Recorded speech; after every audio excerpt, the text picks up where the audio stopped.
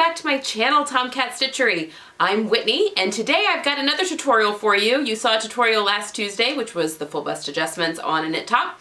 And this is also another tutorial in conjunction with the Sew My Style 2019. And I am talking about cover stitches. And I just had a little friend join me. Come on.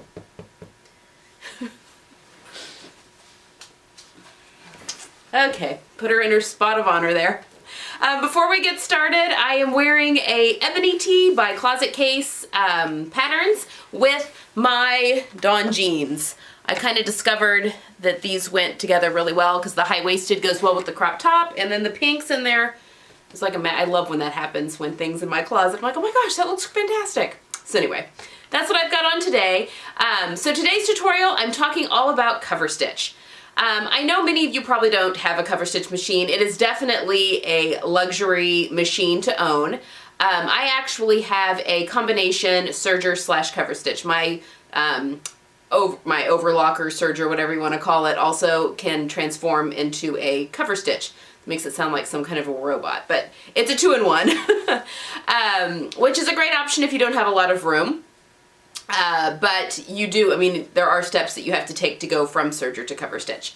So I work on a Baby Lock Evolution. I think that's correct.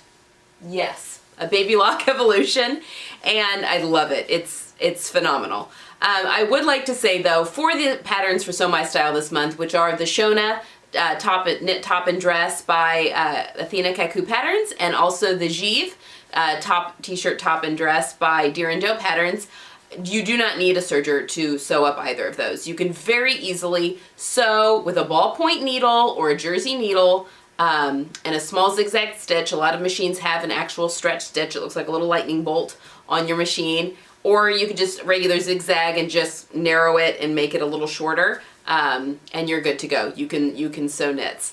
I personally sew all my knits on a serger. I don't even touch the sewing machine when I'm making t-shirts. Everything is done up on a 4-thread serger, and then I finish off my hems and a lot of times, sometimes my neckbands with the cover stitch. So I will be showing you that. I also wanted to talk about, I am not sponsored, I'm not paid, I was not given any of this for free, but I use some tapes from SewKeyse, and I'm going to talk about them here in a minute. 3 of them I use when I do any kind of stuff with knits. Any of my t-shirts, they just really, I have found, made sewing with knits so much easier. The 4th product I use from them, I use for my zippers, for my zipper insertion. I use them to interface any area where I'm putting in a zipper. But I'll show you those here in a minute and kind of how I apply those. And I've got a few tips as I am going through, and it's actually tips that I kind of shared with you during Vlogmas, so if you watched me at all during Vlogmas, there are things you might have seen there, but I thought it just might be nice to kind of put them into one actual video about sewing with knits and some tips for sewing with knits, and then how to use the cover stitch machine. So I think that kind of wraps up the intro here. So I've just got some clips that I want to show you on how I sew with knits. Before I delve into that though, one thing I wanted to say, some other like little tips that you might find helpful if you're new to sewing with knits. Number 1, knit has a tendency to curl. Certain jersey knits, anything that's a single knit, just because of the nature of the way the fabric is made, the way it is knitted, it will curl to the right side. That's how you can kind of tell if it's the right side or the wrong side. However, it's super annoying, makes it really hard to sew and to cut. I don't do this because I find if I go slow and just uncurl it, I'm fine. But if you're finding that you're having a hard time with that, just starch it. Some spray starch, lightly iron your fabric before you cut anything out. It works like a charm. It'll keep things somewhat stable enough to not roll. They may roll a little bit, but it definitely helps with that issue. And then you just toss them in the wash after you're finished. Washes that starch right out and you're good to go. I was thinking about that as the knits that I'm sewing with. I'm using a rib knit and also a cotton knit. The cotton knit has a big tendency to curl as I was working with it, and then the rib knit is just slinky. But again, some spray starch would solve that problem as well. So I think that's it that I wanted to share with you here at the beginning. So yeah, I'm just going to show you how I thread my machine, although If you have a cover stitch machine, I highly recommend. They're all going to thread differently. So use your user's manual. Mine even comes with like a little cheat sheet with it. So you can very easily reference what settings that you need to have it on, especially if you can go from cover stitch to serger, that kind of thing. And then also it will show you how to thread your machine. So I will just show you how to thread the Baby Lock Evolution, which is, I'm assuming, somewhat similar for all baby locks. But again, check your manual for your machine. But then everything else can be, it's the same. So if you have a cover stitch, the way that I'm going to show you how to do the cover stitch, how to pull it off, that kind of thing, it works for all cover stitches.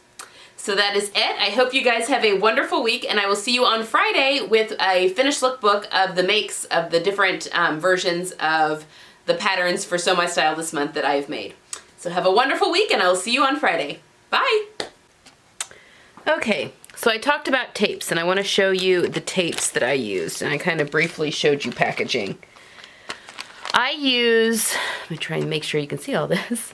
These are the SewKeyse tapes. I talked about this in a Vlogmas video once, but I'm going to link down below. I don't get paid. I don't get any of this free. This is just seriously what I use and what I've used for a while now. Sorry, I'm really trying hard on these tutorials to get a better view here.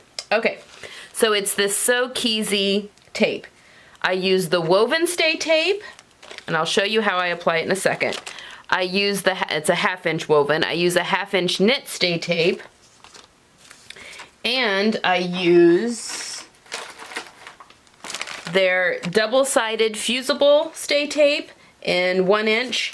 And also, you won't be seeing this in this video, but this is the other product of theirs I use, and it's their 1 1/4 stay tape. Interfacing, I use this for all of my zippers. I interface all of the areas where I stick a zipper with this stuff. You won't see it really other than this, but I did want to pop on. These are the 4 tapes that I use from them, and this is all the only tapes that I use from them. But those are the 4. Okay, I'm just going to hold it. Having issues with trying to get tripods and all that kind of thing. All right, so this is the back of my Givre. And this is where I apply my stay tapes. I apply the woven to the back shoulder seams and the back shoulder seams only. I apply the knit to the neckline, and you'll see it both on the front, the back and the front both. Now, this keeps the shoulder seams from stretching out, keeps them stable so that the sleeve isn't pulling and stretching that shoulder seam out over time. So this is where I apply on the back, and then on the hem, you can barely see it, but I've got this double-sided fusible tape. So I've pressed it on first, and then when I'm ready to hem and do the cover stitch, which I'll show you in a minute, I'm going to peel this up, turn it up, press it, and the glue will hold it in place, and it gives me a perfect 1 inch hem allowance. It's beautiful. So that's what I do on the back, and then on the front, I just do, here's the front, I just do the neckline, I don't do the shoulder seams, you only need that on the back, and I use the knit stay tape in the neck line because it still needs to stretch in order to get over your head. And you'll notice that I've left about a little between 1/8 and 1/4 of a gap because this tape is a 1/2 inch wide and the seam allowances are 3/8 of an inch, and I want this tape to be in the seam allowance. I want this to catch like kind of right in the middle. So I scoot it down a little bit. And then also on the front, I have my tape at the bottom. Also, don't go all the way to your seam allowances with the tape. Trust me, once you've serged these babies, or even sewn over them if you're using a sewing machine, it's so hard to get the paper out of that seam. So just stop short. You don't need glue all the way through. It'll be fine.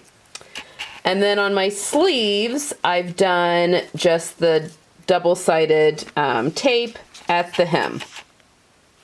So that's how I use those products. They really make sewing with knits so much easier. And that's how I use those products. Okay, so once your t-shirt is sewn and or serged together, I just use a serger on mine. You definitely don't have to have a serger to do this, to make this pattern, but I do all of my knits on the serger, and I don't even touch my sewing machine when I'm sewing t-shirts and stuff. But now you can see that there's the paper, and sometimes I'm doing this one-handed because I resorted to just holding the camera. There we go. All right, so then you're gonna peel away this double stick tape, and there's a film there that you're probably not gonna be able to see. Come on, focus. But I'm just gonna peel it away, fold it over at that edge of that glue, and then press it down. And then I will be all set and ready to cover stitch. So I will meet you back. Okay, again, this is another tip that I shared on Vlogmas, but I kind of wanted it all in one place. When you are serging, this isn't cover stitch yet, this is still serging, you don't need to have 4 cones of the same thread that match your fabric. And actually this gray doesn't match my fabric. My fabric is actually this dusty pink, but I don't have any fabric that's the dusty pink, so I'm actually going to cover stitch it with gray. So I thought the gray would stand out less than the white. So if you just put the color that matches, or the color you want to use, on the furthest left needle, which is the overlock needle 1 on my serger. Sorry, there we go. Then if there's any stress on the garment and it pulls at that seam a little bit, you'll see that color thread, not the rest of the thread that's just on the inside. So that's my little serging tip for you right there. Okay, I have my machine set up for cover stitch. And another little trick, you don't have to have 2 spools of the top stitching thread. You can just put some of 1 spool onto a bobbin. I do this all the time. So you don't have to have a million different of the same color, because that gets expensive, because thread can get expensive. But I just want to show you, these have been threaded up through, it's kind of hard to see, isn't it? Up through the guide here. And then they go, come on, focus for me. They go under these things, and then there's a slit depending on, I have 3 different needle placements I can use for cover stitch. So if you look really closely, you see that there are 3 screws. I have my needles in the far to right, but you could do a wider cover stitch and do it in 1 and 3, and you get a wider cover stitch, or you could do them both on the far right. It's just kind of whatever combination of those 3 you want to do. I just almost always do it on 2 and 3.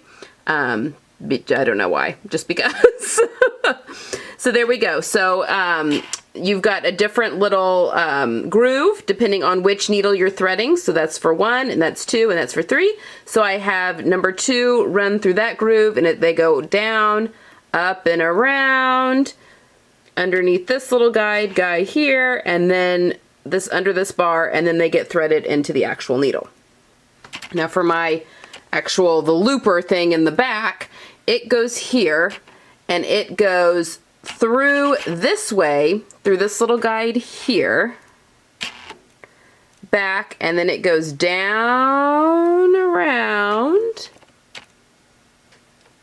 and then through that guide there, and then it goes into this little hole with the C, because that is for cover stitch. And then this has the air threader, so all I have to do to thread it is this.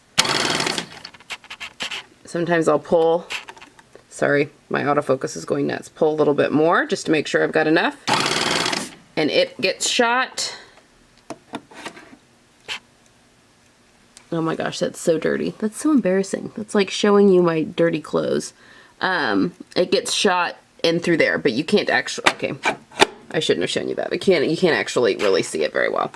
All right, just make sure. All right, so we are ready to cover stitch, and I need to clean my machine, clearly.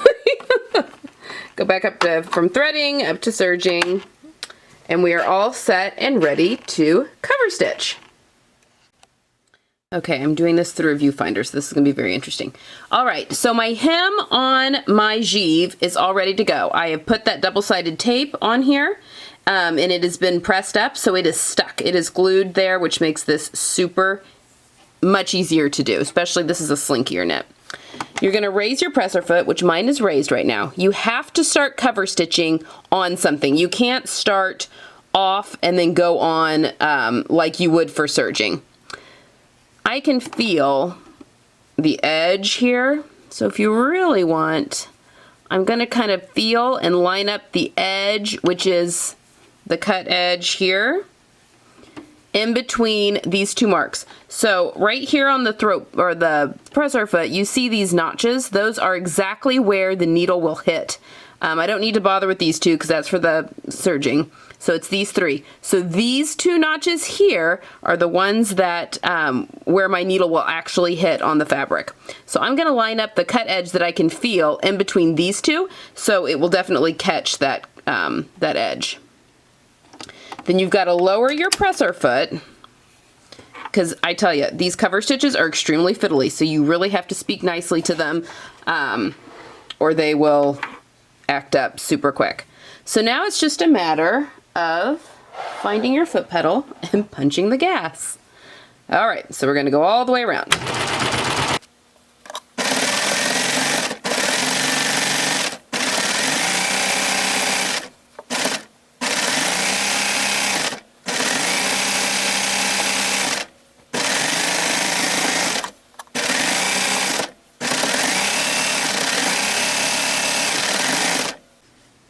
Okay, as we're getting around to the front, I am going to clip off my excess, both the two top threads and the bottom thread, just so they're out of the way.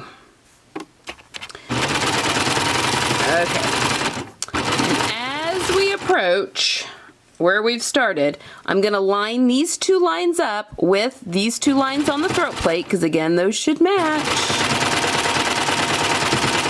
Just for like an inch. All right, now it's time to take it off the machine, and this is where it can get a little crazy. I'm going to crank the hand wheel so that my needles are up. Then I'm going to lift the presser foot. This is all very important. Then I'm going to stick these angled tweezers in and catch those top threads, and I'm going to pull them out. And I'm just going to snip the ends off those. Now, I'm going to pull the work back, and it should pull everything to the back. And then you can just cut.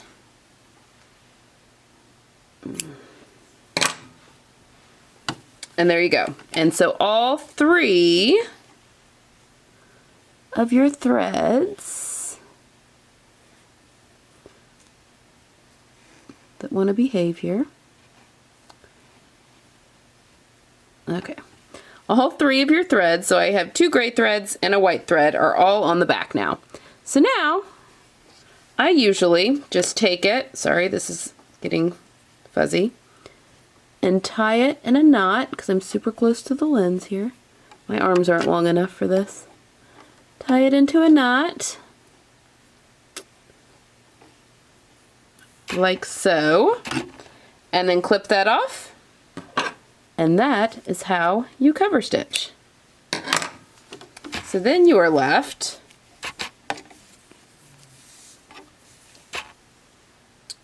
with a very nice cover stitch hem. Now this tunneled just a little bit, but this is also a super slinky bamboo knit. So I'm hoping that that's going to press out a little bit, and it probably will, just because it's very, very slinky. Okay, so now I'm going to go around, and I'm going to stitch. So this is the armband, I believe. This is the armband. Focus, focus, focus. And I'm going to go around and cover stitch, and I'm going to cover stitch just next to that seam line, so it will stitch this seam down or to the body of the garment. So I'm going to go around and do that now. This is the sleeveless version of the Givre that I am demonstrating this on, in case you were wondering. And this time I'm just going to line the seam up in between. Basically, this far right needle is just going to ride right inside that seam line there. Again, this is really hard to do with a camera.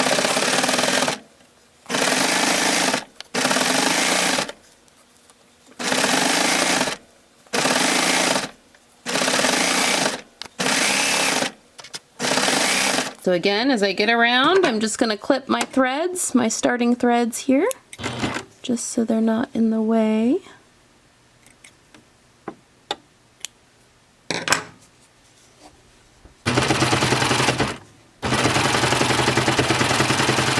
just need to overlap like an inch or so. Raise my needles, raise my presser foot, bring, oh, come on. Bring those out, and then just snip the ends off of them so you can pull it back. Snip that, and then I will tie it off, and there you go. I'm just going to tie those threads off on the back, and that is that. So I'm just going to do that to the neckband and to the other arm, and I will be good to go. Okay, so there you go. That's how I use my cover stitch. I have stitched down the neckband here. I got it a little shiny with the iron, but I'm not too concerned. And I did the armholes around there as well. So yeah, so that should keep the bands nice and looking good. My hem is done. Again, this is a very slinky knit. So I hope that this helps with anyone that has new to the cover stitch. Again, it is a steep learning curve. Just keep practicing. It took practice, but you'll get there. And then once you do, it is so rewarding to use. So that's all I've got for today, and I will see you guys on Friday. Bye.